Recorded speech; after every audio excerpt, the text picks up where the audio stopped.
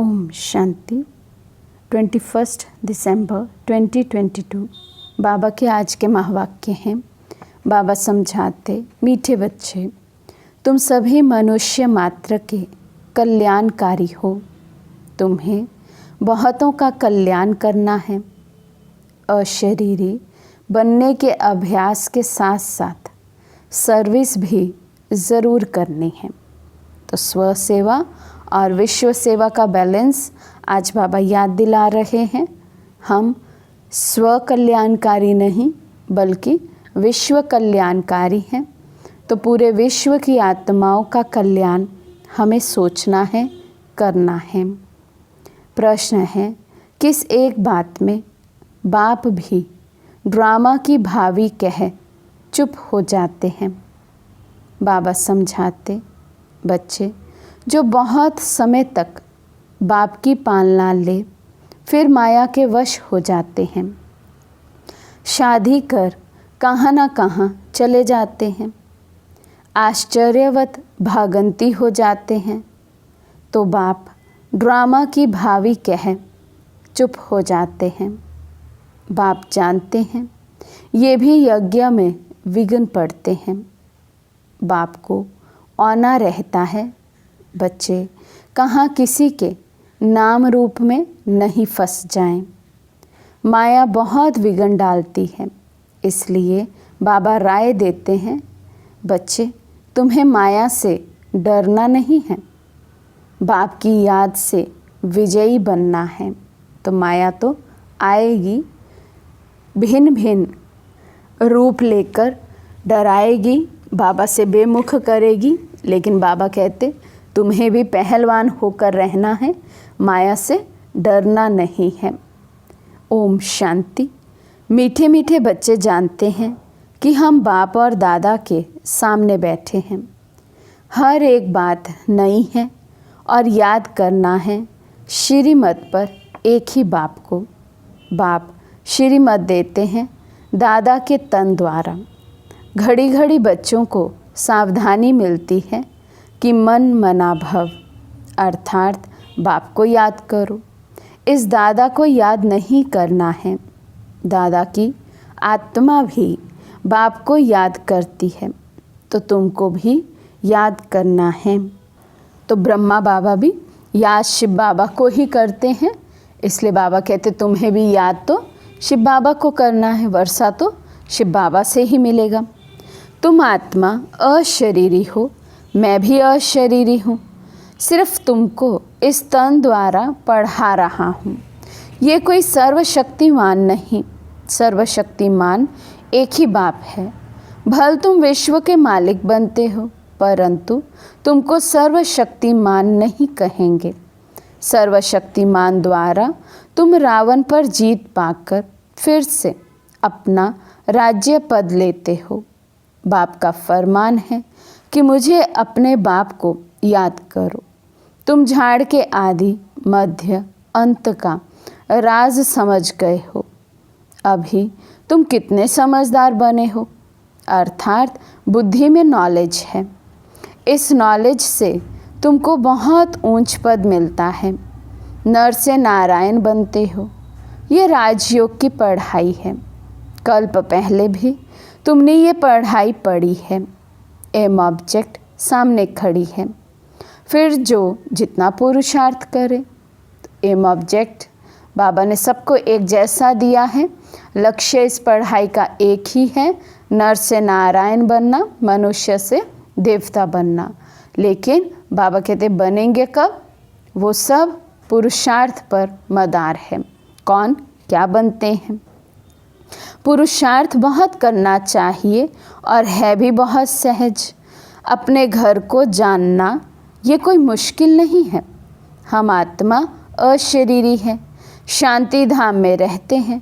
वहाँ मन की शांति आदि नहीं कहेंगे। मन की शांति वास्तव में ये अक्षर कहना भी रॉन्ग है। मन तो घोड़ा है, जब तक शरीर है आत्मा के साथ तो मन शांत हो नहीं सकता। कर्म तो करना ही है। अल्पकाल की शांति तो रात्रि को नींद में होती है। आत्मा कर्म इंद्रियों से काम करते करते थक जाती है तो अशरीरी हो जाती है। आत्मा कहती है मुझे नींद आती है, मैं थक गया हूँ, तो आत्मा अशरीरी हो जाती है। अभी बाप को याद करना है तो विकर्म विनाश होंगे। सो जाने से कोई विकर्म विनाश नहीं होंगे। ये तो बाप को याद करने का पुरुषार्थ करना है, जो पुरुषार्थ बहुत ज़रूरी है। बिना पुरुषार्थ के तो बाबा कहते विकर्म भी विनाश नहीं होंगे, ऊंच पद भी पा नहीं सकेंगे। तो बाबा को याद करना बहुत ज़रूरी है। घड़ी घड़ी बाप कहते हैं मुझे याद करो। जितना जो सर्विस करेंगे अपनी ही प्रजा बनाएंगे। बाबा कहते सेवा करेंगे, अनेक आत्माओं को बाबा से मिलाएंगे, ना केवल संदेश देना बल्कि बाप समान वे आत्माएं बन जाएं, शूद्र से ब्राह्मण बन जाएं, ब्राह्मण से देवता बनने का पुरुषार्थ करने लगे। तो बाबा कहते आप ही का फायदा है, आप ही की कमाई है, आप ही की प्रजा तैयार हो रही है। तो बाबा कहते ढेर की ढेर प्रजा बनानी है, बहुतों का कल्याणकारी बनना है। तुम मनुष्य मात्र के कल्याणकारी हो। रावण राज्य में कोई भी किसी का कल्याण नहीं करते। मनुष्य जब दान पुण्य करते हैं समझते हैं हम अच्छा कर्म करते हैं। जैसे तुम कहते हो इस लड़ाई से वैकुंठ के द्वार खुलते हैं, ये बहुत अच्छी लड़ाई है। तुम ब्राह्मण अभिज्ञानी तू आत्मा बने हो, जिनमें 5 विकार प्रवेश हैं, वे देवता कैसे बन सकेंगे। बाबा कहते जो विकारों पर विजय ही प्राप्त नहीं करेंगे वे फिर देवता कैसे बनेंगे, सतयुग में कैसे आएंगे। नर से नारायण बनने के लिए अच्छी मेहनत चाहिए, बेहद का पुरुषार्थ करना है। कैसा पुरुषार्थ हो, बेहद का। ऐसा ऊंचा पद बाप के सिवाय कोई प्राप्त करा नहीं सकता, कोई राजयोग सिखला ना सके। तुम लक्ष्मी नारायण की बायोग्राफी को भी जानते हो। उन्होंने ये राज्य कैसे लिया, कहाँ से लिया, किसको जीता। तुम सबको समझाते हो कि अभी राजयोग सीखकर हम लक्ष्मी नारायण जैसा बन रहे हैं। स्वयं भगवान नर से नारायण बनने की पढ़ाई पढ़ाते हैं। तो तुम बच्चों को बहुत नशा होना चाहिए। बाप ने समझाया है ये ब्राह्मण धर्म परम पिता परमात्मा की स्थापन करते हैं। अब ब्राह्मण धर्म कहाँ होता है, क्या सतयुग में? नहीं, ज़रूर यहाँ होगा। प्रजापिता भी यहाँ ठहरा। बाप ने ब्राह्मण धर्म स्थापन किया और ब्रह्मा मुख वंशावली रची। खुद कहते हैं मैं बहुत जन्मों के अंत के साधारण मनुष्य तन में प्रवेश करता हूँ। वे अपने जन्मों को नहीं जानते। कहते हैं ब्रह्मा को यहाँ क्यों रखा है। अरे प्रजापिता तो यहाँ होना चाहिए। समझते हैं सूक्ष्म वतनवासी देवता यहाँ कैसे हो सकता है। प्रजापिता ब्रह्मा के 84 जन्मों का राज बाप बैठ समझाते हैं। ये है अंतिम जन्म, इसमें ही आना पड़ेगा। जो आदि में है सो फिर अंत में होगा। तो जो आत्मा फर्स्ट आत्मा है वही 84 जन्म ले लास्ट में बनती है। इसलिए बाबा कहते जो पहला है, जो आदि में है, वही आत्मा पूरा चक्र व्यतीत कर अंत में पहुंचती है। ये सब राज बाप ही समझाते हैं। ये चित्र भी शिव बाबा ने दिव्य दृष्टि से बनवाए हैं। बाबा ने डायरेक्शन दिया कि कल्प 5000 वर्ष का है, ये सिद्ध कर बताना है। ये स्वर्ग नर्क के चित्र बाबा ने बनवाए हैं। गीता में ये थोड़ी लिखा हुआ है कि परम पिता परमात्मा ने पढ़ाया है। देखो समझाने में कितनी मेहनत लगती है, दिन प्रतिदिन समझानी मिलती रहती है। जो कल्प पहले जिस समय समझाया उस समय अभी भी समझाते हैं। तो ड्रामा अनुसार जो बाबा ने जिस घड़ी कल्प पहले सुनाया होगा, समझाया होगा, वही अब समझाएंगे, सुनाएंगे। मुझ आत्मा में जो पाठ नूंदा हुआ है वे रिपीट होता है। ये तो तुम समझते हो कि ये पतित दुनिया है, सबका अंतिम जन्म है, अभी नाटक पूरा होता है, नहीं तो सतयुग से देवी धर्म कैसे स्थापन होगा। सतयुग में है एक अद्वैत देवी देवता धर्म। इस समय तुम्हारा है ब्राह्मण धर्म। विराट रूप का राज भी समझाया है। ब्राह्मण माना चोटी, फिर ब्राह्मण ही देवता बनते हैं। मनुष्यों को ये पता ही नहीं है कि शिव बाबा ब्राह्मण धर्म रचते हैं। अभी तुम ट्रांसफ़र होते हो, शूद्र से ब्राह्मण, नीचे से आसमान में चले जाते हो। आत्माओं को अब घर जाना है। एकदम से हम आत्माएं नीचे गिर पड़ी और अब बाबा चढ़ाने आए हैं। चढ़ती कला करते हैं तो हम आत्माएं एकदम से ऊपर पहुंच जाती हैं। मनुष्य देवियों के मंदिर में जाते हैं तो ये नहीं जानते हैं कि जगदम्बा कौन है। वे भी ब्राह्मणी हैं, तुम भी ब्राह्मणिया हो। जगत अम्बा और जगत पिता भी है। जो जिसका पुजारी होगा उनका मंदिर बनाएगा। नॉलेज कुछ भी नहीं है कि जगत अम्बा कौन है। ये है ज्ञान ज्ञानेश्वरी, जो फिर राज राजेश्वरी बनती है। देवियों की बहुत पूजा होती है। सतयुग में है लक्ष्मी नारायण, त्रेता में है राम सीता। बाकी सब इस समय के चित्र हैं। अनेक चित्र हैं, अनेक मंदिर बनाए हैं। तुम जानते हो ब्रह्मा सरस्वती ब्राह्मण और ब्राह्मणियाँ हैं। लक्ष्मी को ब्राह्मणी नहीं कहेंगे, वे देवता हैं।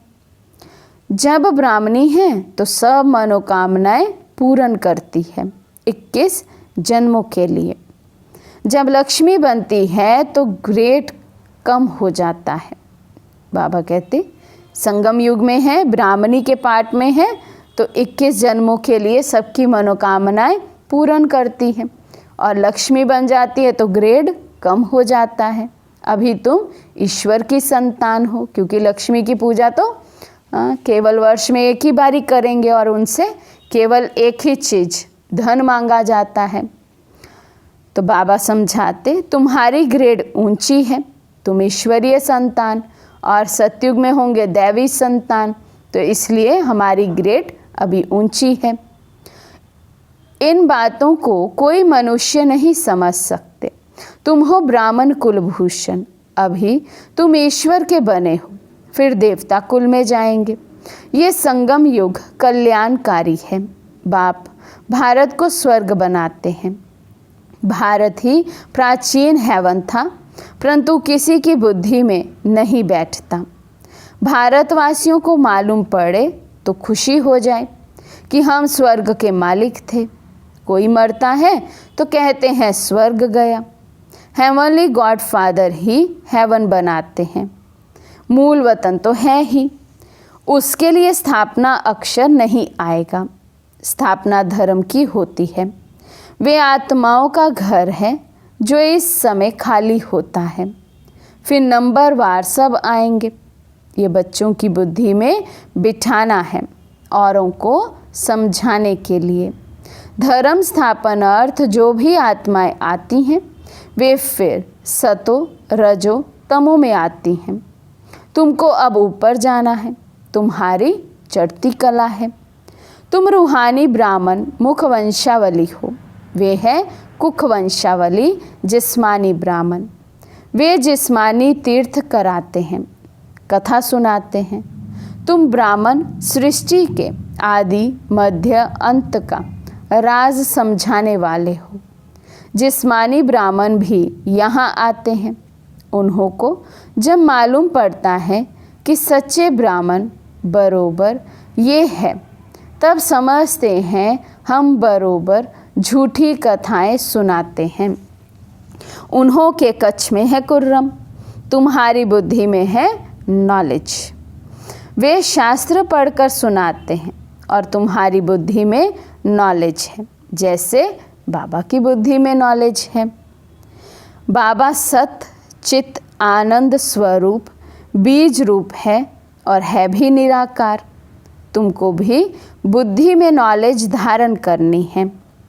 नॉलेज डिफ़िकल्ट नहीं है, सिर्फ ध्यान देना है। पढ़ाई कोई मुश्किल नहीं है, लेकिन बाबा कहते केवल और केवल बच्चों को बहुत अटेंशन देना है, ध्यान देना है।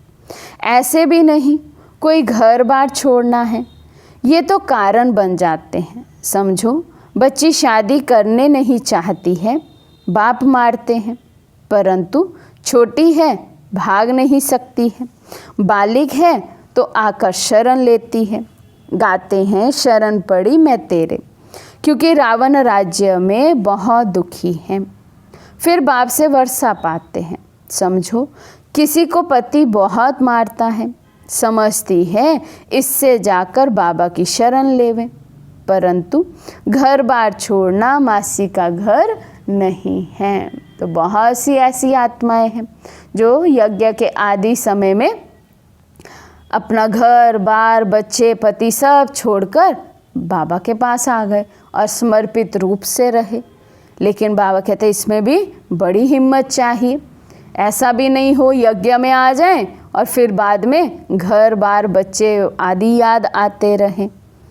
तो बाबा कहते परंतु घर बार छोड़ना मासी का घर नहीं है, मेहनत लगती है। सन्यासी भल सन्यास करते हैं, परंतु मित्र संबंधी कोई भूलते नहीं हैं। कई लौट भी आते हैं, मेहनत है। ब्रह्म तत्व से योग जल्दी नहीं लगता। यहाँ तुम जानते हो पुरानी दुनिया और पुराने संबंध है। देह सहित सब कुछ छोड़ना है, इसलिए तुमको इस पुरानी दुनिया से वैराग्य आता है। पुराने शरीर से भी तुमको वैराग्य है। ये है बेहद का वैराग्य। उन्हों का है हद का रजोगुनी वैराग्य। ये है बेहद का सतो प्रधान वैराग्य। दुनिया को नहीं छोड़ते हैं। तुम पुरुषार्थ कर रहे हो पुरानी दुनिया से नई दुनिया में जाने के लिए। वे थोड़े ही ऐसे समझते हैं कि नई दुनिया में जाकर सुख भोगना है। ये सुख तुम्हारे लिए है। उन्हों का है रजो प्रधान संन्यास, तुम्हारा है सतो प्रधान संन्यास। बच्चों को सतो प्रधान बनना है। याद से खाद भस्म हो जाएगी, इसलिए इसको योग अग्नि कहा जाता है। याद अग्नि ये अक्षर शोभता नहीं है। योग अग्नि कहा जाता है जिससे विक्रम भस्म होंगे। है बहुत सहज बात, परंतु घड़ी घड़ी कहते हैं बाबा हम भूल जाते हैं। बाप कहते बच्चे देही अभिमानी बनो।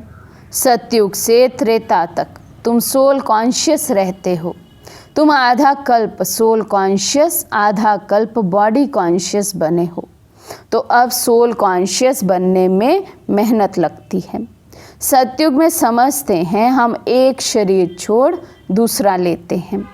सर्प का मिसाल है, ये दृष्टांत तुम्हारे लिए है। सन्यासी ज्योति ज्योत में समाना चाहते हैं। वे ये नहीं जानते हैं कि हमको फिर आकर नया चोला लेना है। तुम जानते हो ये बूढ़ा शरीर छोड़ जाकर नया लेंगे। पुराने कपड़े को छोड़ने का दिल होता है। कछुए का मिसाल भी तुम्हारे लिए है। कर्म करते बाप को याद करते रहो। बाप ही सदगति दाता है। सदगति दाता एक शिव बाबा, दूसरा ना कोई। तुम सब आत्माएं शिव बाबा के बच्चे, फिर प्रजापिता ब्रह्मा की भी संतान हो। पहले है ब्राह्मण, फिर झाड़ वृद्धि को पाता है। ये वैरायटी धर्मों का झाड़ है। पहले देवी देवता धर्म, फिर इस्लामी, बौद्धि, फिर वृद्धि होती रहती है। टाल टालियाँ निकलती रहती हैं। जब नए निकलते हैं तो उनकी महिमा होती है, पीछे ताकत कम होती जाती है। तुम हो बहुत बड़ी ताकत वाले जो विश्व के मालिक बनते हो। वहाँ कोई मिनिस्टर आदि नहीं होते हैं। राजा का हुक्म चलता है। द्वापर से वजीर होते हैं, अब तो राजा रानी है नहीं। ये भी ड्रामा बना बनाया है। भारत स्वर्ग था, अब नर्क है। नर्क भी पहले सतो प्रधान, फिर अभी नर्क भी तमो प्रधान है, जिसको रौरव नर्क कहा जाता है। नर्क भी बाबा कहते अभी घोर कलयुग इसीलिए कहा जाता है ना, क्योंकि अभी ये दुनिया अभी भले है तो नर्क ही, लेकिन नर्क की भी तमो प्रधान अवस्था है। तो कलयुग आदि जब कलयुग शुरू होता है तो बाबा कहते हैं नर्क भी जैसे सतो प्रधान है, फिर भी इतना पापाचार, अत्याचार, भ्रष्टाचार नहीं होता है, लेकिन अभी तो घोर कलयुग कहा जाता है, अर्थात नर्क तमो प्रधान अवस्था का है। बाप कहते हैं मुझे कितनी मेहनत करनी पड़ती है, कितना औना रहता है, कहाँ कोई बच्चियाँ गुंडों के हाथ में ना आ जाए। दुनिया बहुत गंदी है, सेंटर पर गंदे लोग आ जाते हैं, नाम रूप में फंस पड़ते हैं, यज्ञ में अनेक प्रकार के विघ्न भी पड़ते हैं, माया भी विघ्न डालती है, फिर बहुत घुटका खाते हैं, फिर भी बाप को याद करना पड़े। युद्ध के मैदान में खड़े होकर लड़ना है, डरना नहीं है। फारगती बहुत दे देते हैं, कितने वर्ष रह पालना ली, फिर शादी कर कहाँ ना कहाँ चले गए, आश्चर्यवत भागंती हो जाते, फिर भी ड्रामा की भावी कह चुप हो जाते हैं। सर्विस में रहने वालों को खुशी बहुत जास्ती रहती है। अच्छा, मीठे मीठे सिखी लदे बच्चों प्रति माता पिता बाप दादा का याद प्यार और गुड मॉर्निंग। रूहानी बाप की रूहानी बच्चों को नमस्ते। हम रूहानी बच्चों की रूहानी बाप दादा को दिल व जान सिक व प्रेम से नमस्ते नमस्ते नमस्ते जी। धारणा के लिए मुख्य सार। फर्स्ट पॉइंट, बाप की शरण में आने के लिए बुद्धि से बेहद का संन्यास करना है। पुरानी दुनिया और देह को भूल आत्म अभिमानी रहने की मेहनत करनी है। सेकंड पॉइंट, हम ब्राह्मण सर्व की मनोकामनाएं पूर्ण करने वाले हैं, इस नशे में रहना है। आज का वरदान है अपनी श्रेष्ठ दृष्टि वृत्ति कृति से सेवा करने वाले निरंतर सेवाधारी भव। अपनी श्रेष्ठ दृष्टि वृत्ति कृति से सेवा करने वाले निरंतर सेवाधारी भव। जैसे ये शरीर श्वास के बिना नहीं रह सकता, ऐसे ब्राह्मण जीवन का श्वास है सेवा। जैसे श्वास ना चलने पर मूर्छित हो जाते हैं, ऐसे अगर ब्राह्मण आत्मा सेवा में बिजी नहीं तो मूर्छित हो जाती है।